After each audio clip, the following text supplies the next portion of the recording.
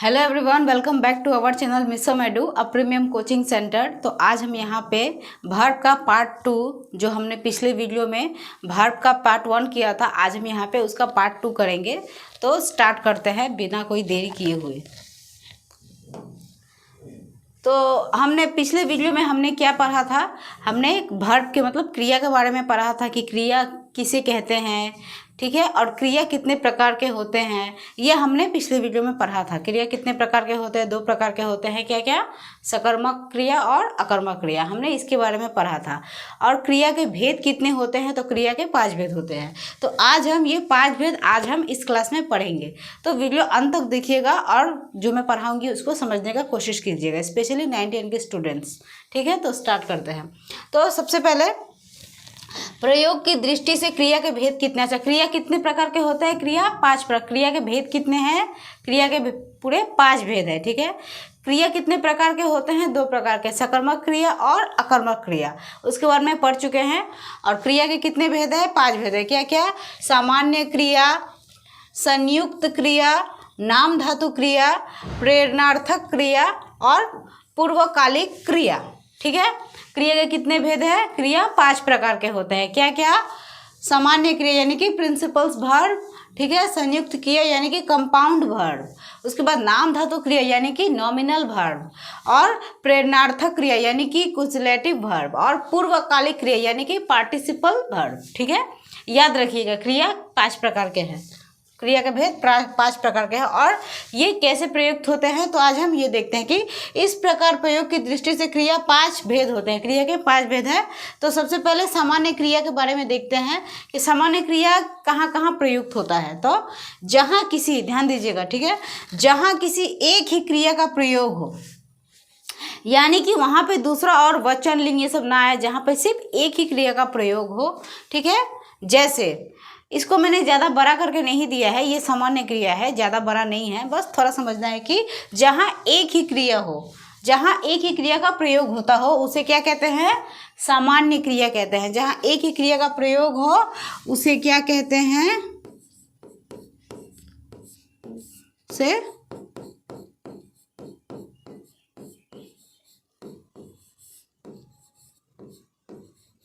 सामान्य क्रिया कहते हैं, ठीक है।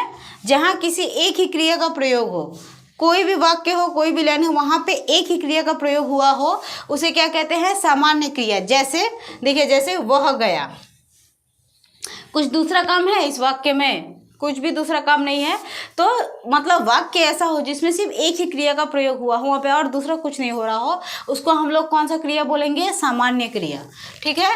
और जैसे तुम लिखो, तुम लिखो, ठीक है, ये दो शब्द का जो वाक्य होता है उसमें एक ही क्रिया इस्तेमाल होती है, तो वो एक ही क्रिया का जहाँ पे प्रयोग हुआ हो उसको हम लोग सामान्य क्रिया बोलेंगे, ठीक है, जहाँ पे एक ही क्रिया का प्रयोग हुआ हो। और एक दूसरा मैंने दिया है उदाहरण के तौर पर, तुम पढ़ो, तुम लिखो, तुम पढ़ो, वह गया, वह आया, ऐसे करके जो जो शब्द आते हैं, जो वाक्य आते हैं, उसमें एक ही क्रिया का प्रयोग हुआ रहता है। तो जहाँ एक ही क्रिया का प्रयोग हो उसे सामान्य क्रिया कहेंगे, ठीक है। अब दूसरा देखते हैं संयुक्त क्रिया। ये सारे संयुक्त क्रिया के ही भेद है।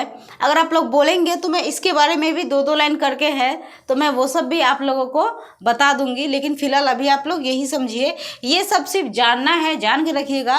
क्रिया के जो 5 भेद है ये सब ज़्यादा इम्पोर्टेंट होते हैं, ठीक है।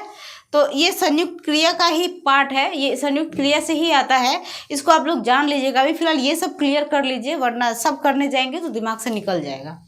तो संयुक्त क्रिया, तो संयुक्त क्रिया देखिए दूसरा नंबर, जहाँ 2 या 2 से अधिक क्रियाओं का प्रयोग, देखिएगा, जहाँ 2 या 2 से अधिक क्रिया, यहाँ पे 2 से अधिक क्रिया भी आती हैं और 2 क्रिया भी आती है, जहाँ 2 या 2 से अधिक क्रियाओं का प्रयोग एक साथ हुआ हो, ठीक है, मतलब एक वाक्य में 2 क्रिया के साथ साथ और भी, मतलब 2 से ज़्यादा क्रिया का प्रयोग हुआ हो उसे संयुक्त क्रिया कहते हैं। नाम से ही पता चलता है ना, संयुक्त यानी कि जो जुड़ा हुआ हो, ठीक है, संयुक्त जो आपस में मेल हो।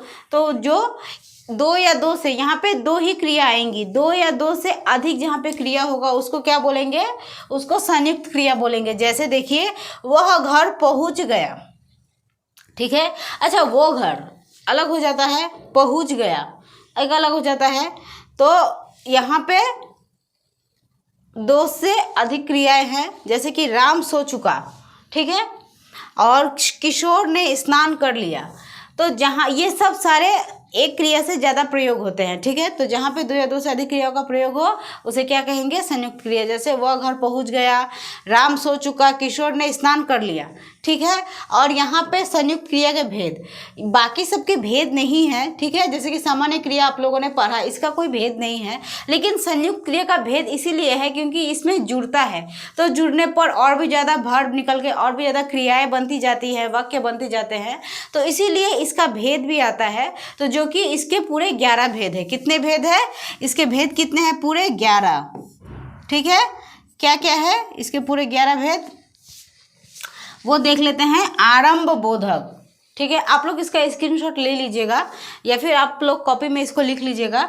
आरंभ बोधक संयुक्त क्रिया, ये इसका भेद होता है, ठीक है। ये भी अपना अपना एक एक लाइन 2-2 लाइन बतलाती है, जो कि मैं अभी इस क्लास में डिस्कस नहीं करूँगी। अभी आप लोग बस इसको ही समझिए, ये आप लोग बाद में समझ जाओगे जब आप लोग ये सब पढ़ोगे, जब आपका ये सब सारा दिमाग में घुस जाएगा, जब समझ में आ जाएगा तो फिर ये कोई बड़ा बात नहीं होगा, ठीक है। तो संयुक्त क्रिया का भेद टोटल कितने होते हैं? संयुक्त क्रिया का भेद 11 होते हैं। क्या क्या है? आरंभ बोधक, ठीक है, जिसमें आराम का प्रतीक हो ऐसा करके। फिर से साप्ताहिक बोधक, जिसमें सप्ताह के अनुसार क्रिया का कुछ दर्शाता हो वैसा।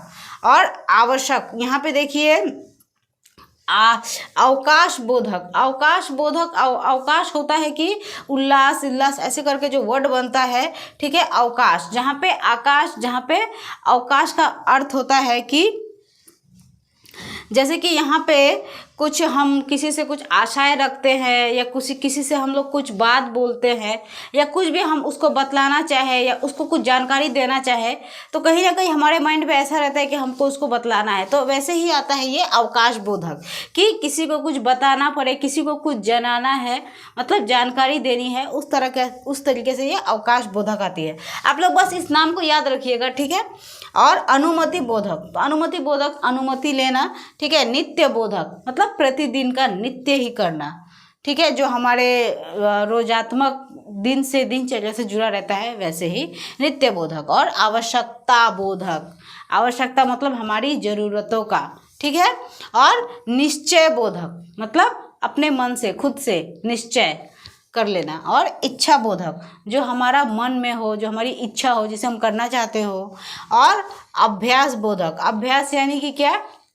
जिसे आप अभ्यास करते हो कुछ चीज़ को सीखने के लिए, कुछ चीज़ को पाने के लिए, अभ्यास यानी कि प्रैक्टिस, तो अभ्यास बोधक। और शक्ति बोधक, तो शक्ति हिम्मत, शक्ति मनोबल, इस तरीके से आता है शक्ति बोधक। और दूसरा है पुनरुक्त संयुक्त, मतलब कि शक्ति बोधक के बाद पुनरुक्त संयुक्त यानी कि पुनरुक्त, ये सबको मिला के बन जाता है पुनरुक्त संयुक्त, ठीक है। तो इसके 11 भेद है, आप लोग नाम याद रखिएगा। सबका अपना अपना मत है। जैसे कि आरंभ बोधक, तो जो शुरुआती होता है उसको आरंभ बोधक, ये सारे संयुक्त क्रिया से जुड़ जाते हैं। सबका एक एक लाइन बस जानकारी है। जैसे कि आवश्यकता बोधक, किसी चीज़ का आवश्यकता होना क्रिया के दौरान, तो वो संयुक्त क्रिया में आता है, ठीक है। तो वैसे ही करके मतलब हमारी ज़रूरतों का, आवश्यकताओं का, ऐसे करके ये सब आता है। आप लोग बस समझ लीजिएगा कि इच्छा बोधक, मन की इच्छा, कोई मनोकामना, कुछ भी, तो ऐसे करके ये सब आता है। तो संयुक्त क्रिया के कितने भेद है? 11 भेद है, ठीक है। नेक्स्ट देखते हैं हम। नेक्स्ट है नाम धातु क्रिया। नाम धातु, तो यहाँ पे देखिए कि संज्ञा अथवा विशेषण के साथ क्रिया जोड़ने से जो संयुक्त क्रिया बनती है, संज्ञा अथवा विशेषण के साथ, मतलब संज्ञा और विशेषण के साथ जुड़ने पर जो क्रिया बनती है, ठीक है, उसे नाम धातु क्रिया कहते हैं। संज्ञा और विशेषण के साथ, संज्ञा मैंने पढ़ा दिया है और विशेषण जो है वो भी मैं आप लोगों को बता दूंगी। तो संज्ञा जो मेरा वीडियो है वो आप लोग जाकर वहाँ पे देखिएगा, ठीक है, क्लियर हो जाएगा। तो संज्ञा अथवा विशेषण के साथ क्रिया जोड़ने से जो संयुक्त क्रिया बनती है उसे नाम धातु क्रिया कहते हैं। जैसे संज्ञा प्लस क्रिया बतियाना, ठीक है। तो ऐसे ही होता है चिकना से चिकनाना। तो यहाँ पे ये संज्ञा है, ये क्रिया है, तो ये बतियाना, यहाँ पे दो जुड़ जाते हैं। एक तो संज्ञा नाम जुड़ जाती है, ऊपर से क्रिया काम भी जुड़ जाता है। तो नाम और काम दोनों जुड़ के जो शब्द बनते हैं उसी को बोलते हैं हम लोग नाम धातु क्रिया। समझ में आया अभी आप लोगों को? चिकना से चिकनाना, दोहरा से दोहराना, ठीक है। तो ऐसे ही दो शब्द को मिलाकर जो एक शब्द आता है जिसमें संज्ञा और क्रिया दोनों मिले हुए हो, संज्ञा क्रिया को मिलाने के बाद जो शब्द बनता है उसे क्या बोलता है, नाम धातु क्रिया। ठीक है। लाद से भस्म करना, हाथ से हथियाना, बात से लतियाना आदि, ऐसे कर करके है। और विशेषण प्लस क्रिया दुखी होना, निराश होना। समझ में आ गया? ऐसे ही है, ये इतना ही है, समझ लीजिएगा। और 4 नंबर है प्रेरणार्थक क्रिया। तो जिन क्रियाओं से यह पता चले कि कर्ता स्वयं कार्य नहीं करके किसी दूसरे का कार्य, जी प्रेरणार्थक मतलब दूसरे का कार्य से वो ज़्यादा उसको प्रेरणा मिले, कि जिन क्रियाओं से यह पता चले कि कर्ता, ठीक है, जो खुद कर रहा है वो कर्ता स्वयं कार्य नहीं करके किसी दूसरे को कार्य करने के लिए प्रेरणा देता हो। तो जो वो खुद काम ना करके किसी दूसरे को जो प्रेरणा देता है, ठीक है, उसे ही प्रेरणार्थक क्रिया कहते हैं। समझ में आ गया? जैसे वह राम को लजवाता है, मतलब जो कोई है जो दूसरे को, वो खुद नहीं कर रहा है कोई काम और उसी काम के लिए वो दूसरों को ताना मार रहा है, मतलब उसको लजवा रहा है, शर्मिंदा कर रहा है। तो ऐसे ही, तो इसको क्या बोलेंगे, प्रेरणार्थक क्रिया। राम श्याम से पुस्तक पढ़वाता है, ठीक है, मतलब जो राम है वो शाम से पुस्तक पढ़वाता है, तो खुद से ना करके दूसरे से करवाना। ठीक है। यहाँ वह स्वयं नहीं किंतु राम को लजाने की प्रेरणा देता है, और दूसरे वाक्य में राम अपने नहीं बल्कि मोहन के द्वारा उन्हें प्रेरित करके पुस्तक पढ़वाता है। यहाँ राम तथा श्याम द्वारा संपादित कम लजवाता और पढ़वाता प्रेरणार्थक क्रिया है। ठीक है, देख लीजिएगा, इसका स्क्रीनशॉट ले लीजिएगा। और 5वां है पूर्वकालिक क्रिया। जब कर्ता एक क्रिया को संपादित कर तुरंत दूसरी क्रिया में प्रवृत्त हो जाता है। पूर्वकालिक, इसमें सब आता है कि जब कर्ता एक क्रिया को संपादित कर तुरंत दूसरी क्रिया में प्रवृत्त हो जाता है, तब पहली क्रिया पूर्वकालीन क्रिया कहते हैं। पहली क्रिया को, मतलब जो पहली क्रिया है, जब कर्ता, ध्यान दीजिएगा, जब कर्ता एक क्रिया को संपादित मतलब बतलाते हुए दूसरी जो क्रिया है उसमें प्रवेश कर जाता है, मतलब कि एक लाइन में कोई दूसरा लाइन जुड़ जाए, ठीक है, वो एक लाइन को बतलाते बतलाते किसी दूसरे लाइन को बतलाने लगे, ठीक है, तो जुड़ जाए, तो क्रिया में संपादित कर तुरंत दूसरी क्रिया में प्रवृत्त हो जाता हो, तब पहली क्रिया को पूर्वकालिक क्रिया कहते हैं। मतलब जो पहला लाइन जो बन के आता है उसको पूर्वकालिक क्रिया कहते हैं, क्योंकि वो जब दूसरे लाइन में जुड़ जाता है तो ये जो पूरा जो वाक्य बनता है इसको क्या कहेंगे, पूर्वकालिक क्रिया कहते हैं। ठीक है, जैसे उसने नहाकर भोजन किया, ठीक है, और यहाँ देखिए कि यहाँ भोजन करने से पहले राम नहाया, 2 हो गए कि नहीं, अतः नहाकर पूर्वकालिक क्रिया है। यहाँ पे जो नहाना जो दिया हुआ है, उसने नहाकर भोजन किया, तो यहाँ भोजन करने से पहले राम नहाया, क्योंकि उसने नहाकर भोजन किया, ठीक है, और वो भोजन करने से पहले नहाया, तो 2 क्रिया जुड़ी कि नहीं, क्योंकि वो भोजन करने से पहले नहाया है, नहाकर भोजन नहीं किया, भोजन करने से पहले नहाया। तो यहाँ पे भोजन करने से पहले राम नहाया, ठीक है, ये एक पहला वाक्य बनता है। यहाँ पे आप कोई भी नाम जोड़ सकते हैं, राम नहाया, अतः नहाकर पूर्वकालिक क्रिया, क्योंकि ये जो वर्ड है ये पूर्वकालिक क्रिया किस लिए, क्योंकि ये पहले आती है, नहाकर भोजन करता है, तो ऐसे ही ये पूर्वकालिक क्रिया कहलाती है। तो समझ लीजिएगा, ठीक है, और ये इतना दूर तक ही आता है। और जो संयुक्त क्रिया है जो मैंने अभी आप लोगों को पढ़ाया है, इसका ये सब जो है, ये सब बस ध्यान में रखिएगा कि संयुक्त क्रिया के भी भेद निकल कर आते हैं जो 11 होते हैं। ठीक है, तो ये बहुत ज़रूरी और बहुत इम्पॉर्टेंट जानकारी है जो आप लोगों के लिए बहुत ज़रूरी है, जो कि एग्ज़ाम में कभी कभार पूछ लेता है, और जानकारी रखना भी बहुत ज़रूरी होता है। तो इसको अच्छे से पढ़िएगा और अपने ग्रुप में अपने भाई बहनों को शेयर कीजिएगा, ठीक है, अपने ग्रुप में फ्रेंड सर्कल में शेयर कीजिएगा, ताकि और भी बच्चे जो है उनकी भी हेल्प हो, जानकारी मिले और आप लोगों को मदद मिले। और वीडियो पसंद आए तो लाइक कीजिएगा, शेयर कीजिएगा वीडियो, और चैनल को सब्सक्राइब कीजिएगा। और कुछ प्रॉब्लम हो तो मुझे कमेंट ज़रूर कीजिएगा।